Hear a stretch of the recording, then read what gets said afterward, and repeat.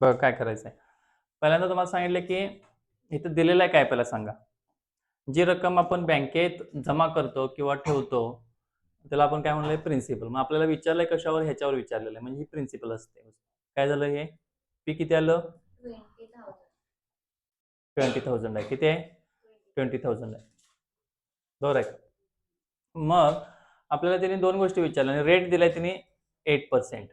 किती पर्सेंट आहे 8%. हा. आणि नंबर ऑफ इयर्स काय दिलेत का, इथे दिलेत का बघा 2 वर्षाचे इथे विचारले. इथे तुम्हाला तसं दिलंय का बघा कुठे नाही. मग यामध्ये तो प्रश्न जर दुरुस्त करून घ्यायचा आहे. नंबर ऑफ इयर्स किती आहेत 2 इयर्स आहेत. त्यामध्ये 2 इयर्स लिहून घ्या. यात दिलेलं नाही तसं 2 इयर्स वगैरे काय. मग आपलं सिंपल इंटरेस्टचा फॉर्म्युला सगळ्यांना माहिती आहे. सरळ व्याज बरोबर काय पी गुणिले टी गुणिले आर छेद काय आला 100. हा सिंपल इंटरेस्टचा फॉर्म्युला आहे, सरळ व्याजचा फॉर्म्युला आहे. पी गुणिले टी गुणिले आर छेद 100. चला प्रिन्सिपल किती आपलं सांगा 20,000. बरोबर आहे का. आणि टाइम किती आपल्याकडे 2 वर्ष. आणि आर किती आहे 8. छेद किती आलं 100. चला आता यामध्ये सांगा काय काय कट होते. वरचे 2 शून्य कट, खालचे 2 शून्य कट. 8 2 16, 16 2 32 आणि 32 वर किती शून्य 2 शून्य. म्हणजे सिंपल इंटरेस्ट किती आलं तुमच्याकडे 3,200 आलं. आता काय काढायचं कंपाऊंड इंटरेस्ट काढायचं आपल्याला. कंपाऊंड इंटरेस्ट काढण्याचा फॉर्म्युला काय सांगा.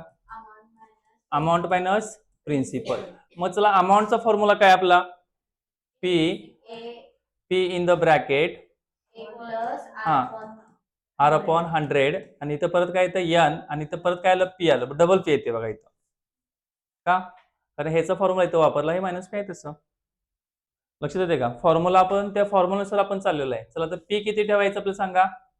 पी 20,000 आहे. किंवा तुम्ही पी हे कॉमन काढू शकता. असं पी बघा पी कॉमन काढलं इथं फक्त काय आलं 1 आणि ब्रॅकेटचा एन आणि इथं पण तुमचं 1 येते. आता 1 का आलं सांगा. आपण पी काय केलंय बाहेर काढलंय. तर पी बाहेर काढल्यामुळं हा गट आहे तसा राहिला आणि इथं पी 1 के पी म्हणून इथं 1 आलं, कारण ऑलरेडी पी आपण बाहेर काढल्यामुळे 1 ठेवायचं इथं. चला पी ची किंमत किती घ्यायची 20,000.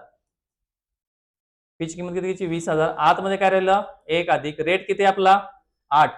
8 छेद 100 आणि कितवा घात येणार हिचा दुसरा घात येणार आणि -1 येणार इथं.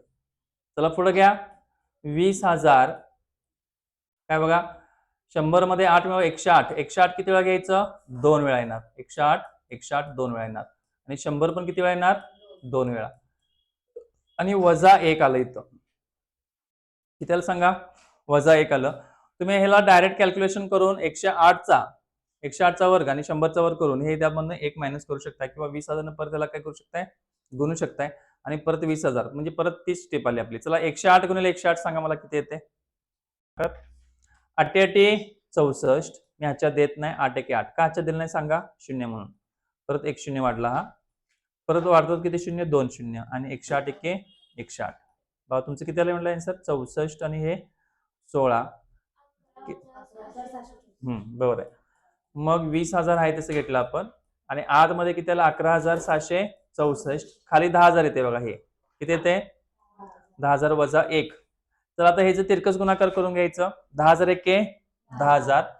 मग तुमचं जे फायनल आन्सर आहे ते कसं होणार जरा सांगा. इथं आलं 20,000 आहे. 20,000 गुणिले बघा मी डायरेक्ट काय करते छेद 10,000 आहे तसे ते तुमचं किती येते आणि मला सांगा 10,000 1 10,000. 10,000 हे 11,764 मधून वजा करायचं. 11,764 मधून 10,000 गेले किती होते सांगा 1,764. आता भाग लावा 1 2 3 4 1 2 3 4. चला 16 64 ची दुप्पट करायची. किती होते बघा 2 चौक 8 2 सक 12 2 सक 12 ने 13 म्हणजे एवढे येते का बघा 2 चौक 8 2 सक 12 2 हाचेला 1 16 2 32 33.